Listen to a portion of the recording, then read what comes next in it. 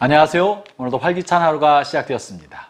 오늘도 변함없이 주의 말씀으로 시작한 여러분 모두에게 성령의 도우심과 하나님의 은혜가 하루 종일 함께 하시기를 바랍니다.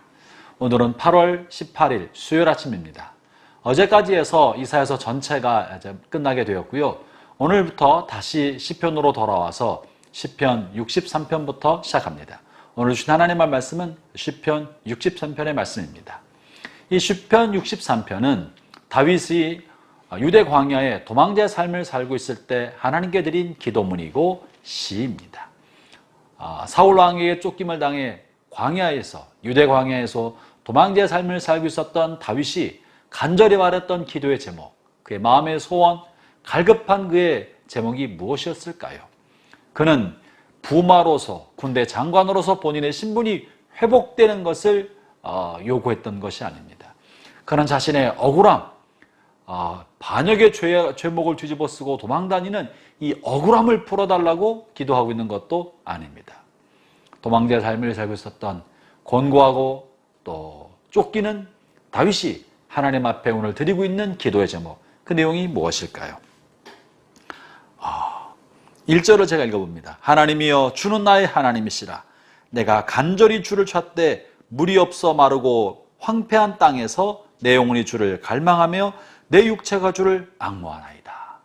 물이 없고 메마르고 황폐한 광야에서 고통스러운 시간을 보내고 있음에도 불구하고 다윗이 진정한 갈망은 물을 달라는 것도 아니고 마실 물과 먹을 음식과 고기를 달라고 하는 것이 아니라 이 목마른 광야에 황무지 있으나 자신의 영혼이 더욱더 목마른 것과 자신의 영혼이 황무하게 된 것을 더 깊게 바라본 것입니다. 환경의 열악함을 통하여 자신의 영혼의 열악함을 더 깊게 보게 된 거예요. 그래서 다윗은 하나님 앞에 하나님의 영광이 회복되고 하나님의 은혜가 회복되기를 간구합니다. 그것이 2절의 말씀입니다. 내가 주의 권능과 영광을 보기 위하여 이와 같이 성소에서 주를 바라보았나이다. 다윗의 소망과 갈망은 하나님의 영광을 보고자 했던 겁니다. 하나님의 영광을 보기 위하여 성소에서 주님을 갈망한다고 고백하고 있지 않습니까? 여기서 말하고 있는 성소는 솔로몬이 지어드린 성전을 말하는 것이 아니고요. 잘 차려진 어떤 건물, 이런 성소를 말하는 것이 아닙니다. 다윗이 아직 왕도 되기 전이었기 때문에 무슨 장막이 있었던 것도 아니고 성전이 따로 있는 것이 아닙니다. 본문에서 말하는 성소는 다윗이 주님을 만나기 위하여 하나님을 예비하기 위하여 별도로 지정해 놓은 어떤 장소, 주님 만나도록 마음에 품고 있는 그런 장소를 성소로 묘사한 것입니다. 형제자매 여러분, 여러분은 여러분의 마음에 성소가 있습니까? 여러분은 주님 앞에 나가서 정기적으로 기도하고 주님을 예배하며 주님의 임재 가운데 들어가는 그런 곳이 있습니까? 다윗은 지금 그런 곳을 향해서 자신의 성소라고 말하고 있는 것입니다. 그 성소에서 주님을 바라보고 있다고 하는 것이죠. 다시 말하면 이 황무하고 고통스럽고 곤란한 삶을 살아가면서도 다윗은 주의 영광을 보기 위하여 주님 만나는 그 자리, 기도하는 자리, 주님을 예배하는 개인의 예배 처소로 나가고 있는 것입니다. 그러면서 다윗은 어떻게 하나님 앞에 이 광야에서 개인 예배, 홀로 주님 앞에 나가는 개인 예배 시간을 가졌을까요? 저는 이 말씀처럼 여러분도 코로나 팬데믹의 고통스러운 시간에 홀로 하나님 앞에 나아가는 개인 성소에 나가서 주님 만나는 시간을 갖기를 바랍니다. 먼저 본문에서는요, 3절에 이렇게 말합니다. 주의 인자하심이 생명보다 나음으로 내 입술이 주를 찬양할 것이라. 먼저 다윗은 주님을 찬양한다고 말합니다. 입술로 찬양하는 것입니다. 지난주에 소개시켜 드렸던 한 형제가 집에서 날마다 하나님 앞에 개인 예배를 드릴 때 그가 오랫동안 찬송한다고 고백했던 것처럼요. 여러분, 하나님을 예배하며 주의 임재를 갈구하는 가장 중요한 방법 중에 하나는 찬양하는 것이옵시다. 마음껏 찬양하는 것이옵시다. 힘껏 찬양하는 것이옵시다. 많은 찬송으로 하나님 앞에 드리는 것입니다. 이 찬송은 곡조가 달린 기도고 하나님을 향한 마음의 고백입니다.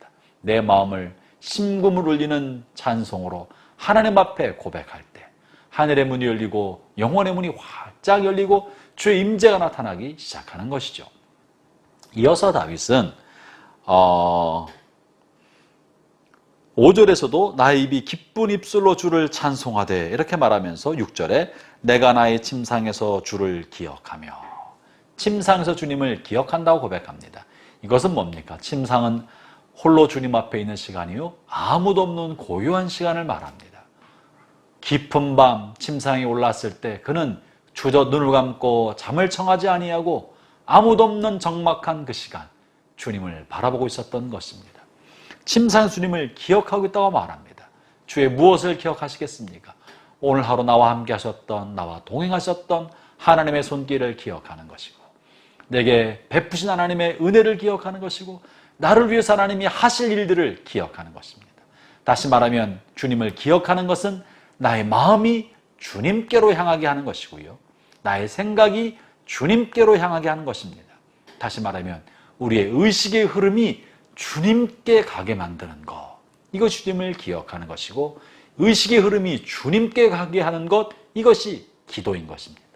내 마음이 주님을 향하도록, 내 생각이 주님을 향하도록, 그러면 많은 말을 하지 않아도 기도가 됩니다. 큰 소리를 내지 않아도 주님과의 사귐이 일어납니다. 주님과의 교류와 교통이 생기는 거예요. 그것이 기도인 것입니다.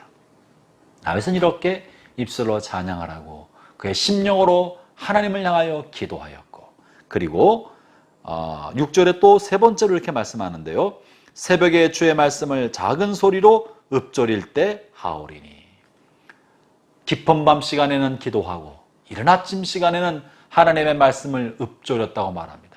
읊조린단 말은요, 작은 소리로 중얼중얼 거리는 거예요. 이것을 오늘날 묵상이라고 말합니다. 말씀을 묵상하는 거예요. 당시의 말씀을 묵상할 때는 작은 소리로 반복해서 중얼중얼 거리면서 암송하듯이 한 것입니다. 암송하고 중얼거리면서 그 말씀이 내 입술에, 내 마음에, 나의 심령에, 나의 온몸에 젖어 들어오도록 반복해서 읊조리는 것, 그게 말씀을 묵상하는 것입니다. 그러는 과정에, 그러는 동안에 생각도 주의 말씀으로 가득 채워지고, 마음도 주의 말씀으로 가득 채워지고, 우리 영혼도 주의 말씀으로 가득 채워지도록 하는 것이죠. 그것이 말씀 묵상이었던 것입니다.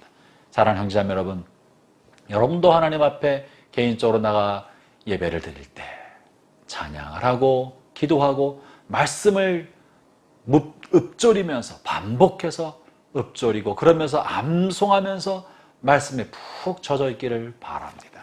그러면 어떤 일이 벌어진다고 말합니까? 놀랍게도 5절에 이렇게 표현하는데, 골수와 기름진 것을 먹음과 같이 나의 영혼이 만족할 것이다.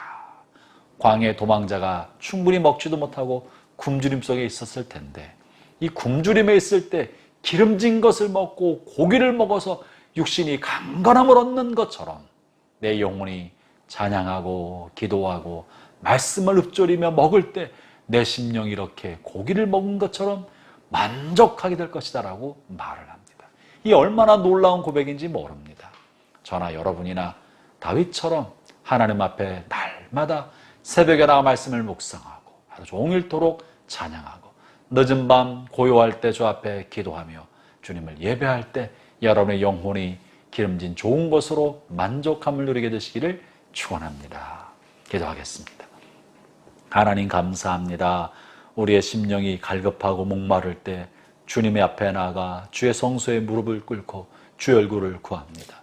주의 이름을 불러 찬양할 때마다, 입술로 주 앞에 기도할 때마다, 주의 말씀을 묵상하며 읊조릴 때마다 주의 영광이 우리 심령 가운데 부어지게 하여 주시고, 각 사람 모든 성도들의 영혼이 기름짐으로 좋은 것을 먹어 만족하게 되게 하여 주옵소서.